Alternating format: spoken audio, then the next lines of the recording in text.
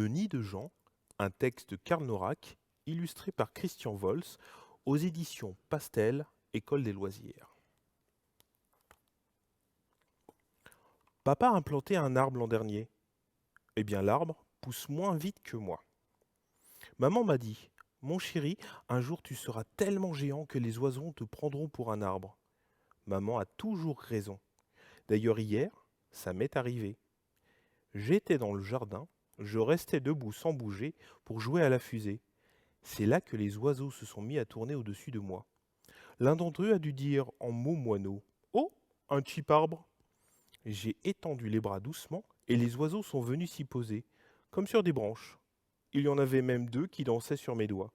C'était magique. Puis j'ai soulevé les bras, hop, envolé. Je croyais que c'était fini, mais ils sont revenus. Chaque oiseau, avec un petit bout de bois dans le bec, est venu se poser sur ma tête. D'abord j'ai ri, après j'ai compris. Ça chatouillait dans les cheveux. Être un arbre, c'est mieux qu'être une fusée. Si on ne joue plus tout seul. Je n'ai pas bougé. C'est réussi, le nid est fini. Les oiseaux s'installent. Mais plop, deux fois plop, il fait chaud là-haut. Et puis un dernier plop. Oh, les oiseaux ont pondu des œufs sur ma tête.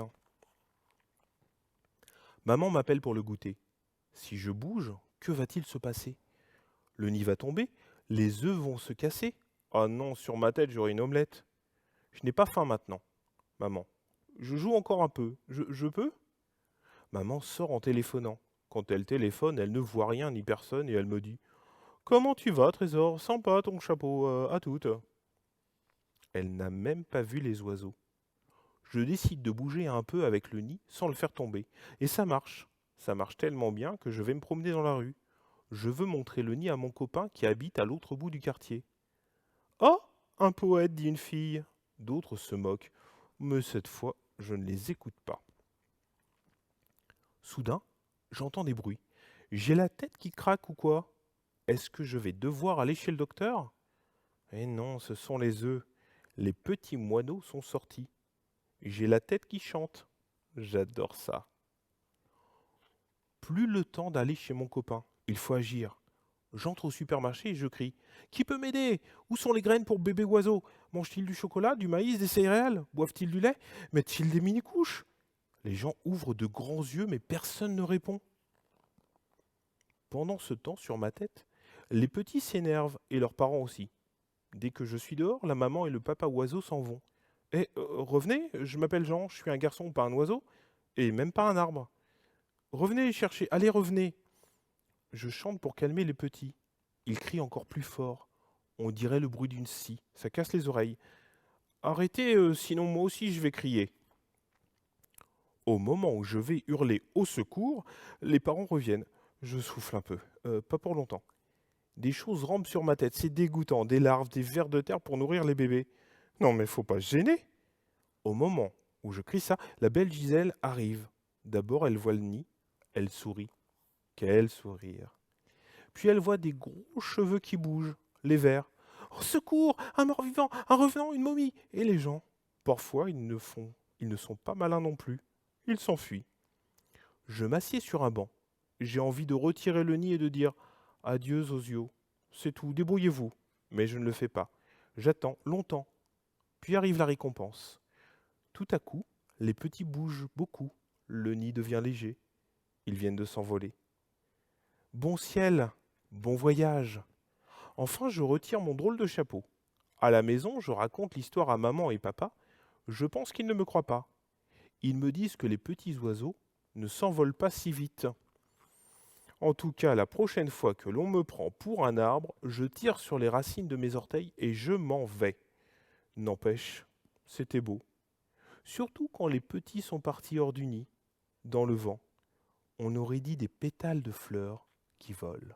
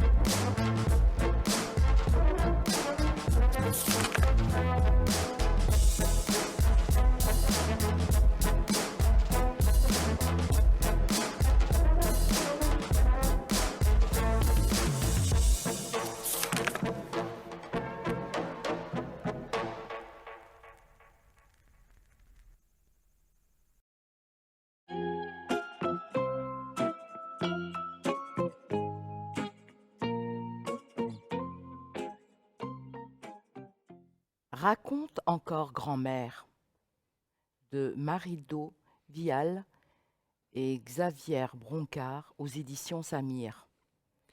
احكي لي بعد يا جدتي لماريدو فيال، رسوم كزافيير برونكار، ترجمة من اللغة الفرنسية أنطوان طمعة لمنشورات سمير.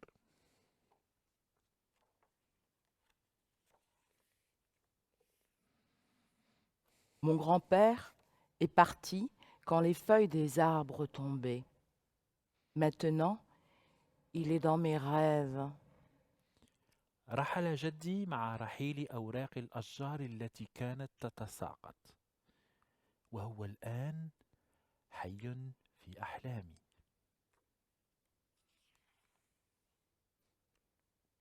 Depuis, grand-mère habite avec nous. ومنذ رحل صارت جدتي تسكن معنا.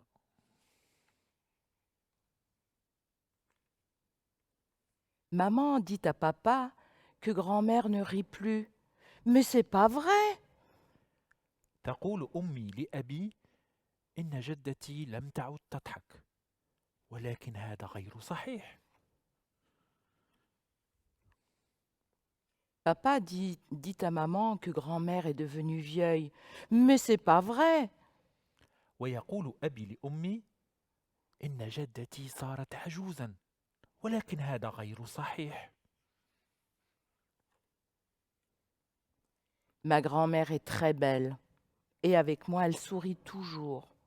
Parfois, elle fait même des grimaces quand on marche. Ensuite, on rit.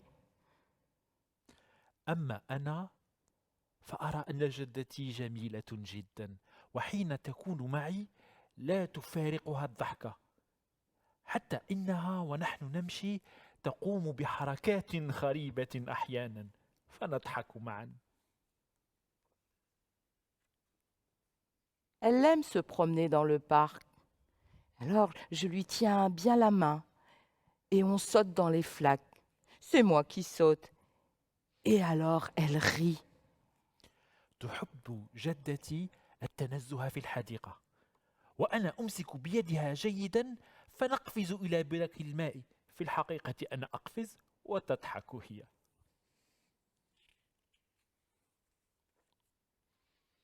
On va s'asseoir sur les bancs. Je ris parce qu'elle me demande qui je suis. Mais je sais bien que c'est une blague. ونذهب إلى أحد المقاعد للجلوس، وأضحك لأنها تسألني من أنا، ولكن أعرف تمام المعرفة أنها ليست سوى ممازحة. Je lui dis, mais c'est moi, ta petite fille qui t'aime d'amour. Elle me répond, ah, c'est vrai, c'est toi mon cœur. أقول لها: هذه أنا حفيدتك التي تحبك كل الحب. فتجيب: أنت على حق، هذه أنت يا روحي.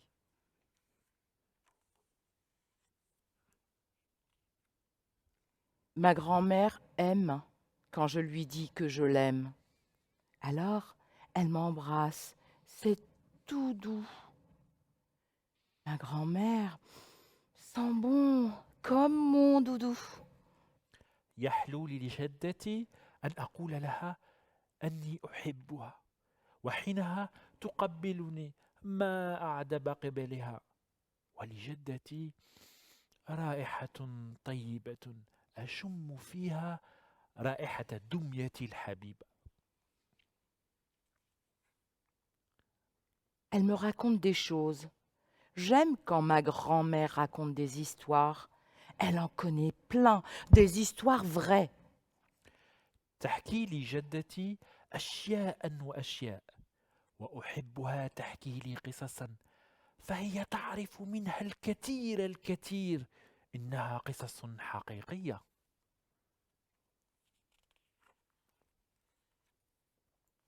L'histoire de sa vie, quand elle était une petite fille.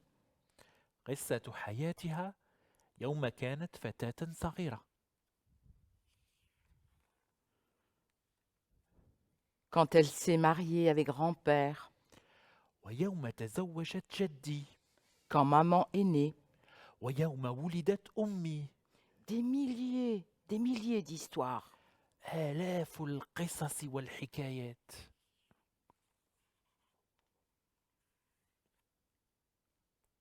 Elle me dit souvent, il n'y a que toi qui écoutes mes histoires. Quand je ne serai plus là, tu ne les oublieras pas. Mais je ne veux pas que tu partes, grand-mère. وتقول لي مرات ومرات لم يعد سواك من يسمع إلى حكاياتي، ويوم أكون قد رحلت ترى ألم تنسيها كلها؟ جدتي، أنا لا أريد أن ترحلي.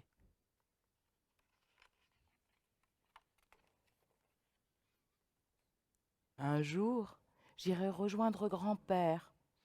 Mais puisque tu connais mon histoire, je vivrai toujours là, dans ton cœur et dans ta tête. ذات يوم سأرحل للقاء جدك، ولكن بما أنك تعرفين حكاياتي سأظل أحيا على الدوام هنا في رأسك.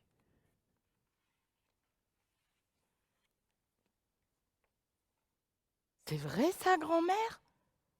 Mais bien sûr, grand-père est dans tes souvenirs. Lui aussi racontait des histoires et tu aimais l'écouter. Mais oui, c'est vrai. Raconte encore, grand-mère. هل هذه الحقيقة يا جدتي؟ طبعا، فجدك الآن حي في ذكرياتك، وهو أيضا كان يحكي قصصا وكنت تحبين الاستماع إليه.